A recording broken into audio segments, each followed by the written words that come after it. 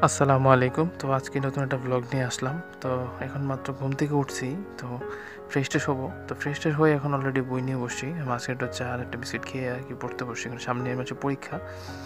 তো ফ্রেশ-ট্রেশ হয়ে গোসল-টোসল করে নিছি। তো মাঝখানে আসলে পড়াশোনা শেষ করেছি, তো ওইটা স্কিপ নেওয়া হয় নাই।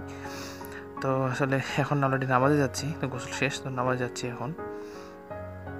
তো নামাজ পড়ে আসছি। তো এখন অলরেডি খাওয়া-দাওয়া করবো। তো খাওয়া-দাওয়া করে তারপর একটু রেস্ট নিবো আরকি।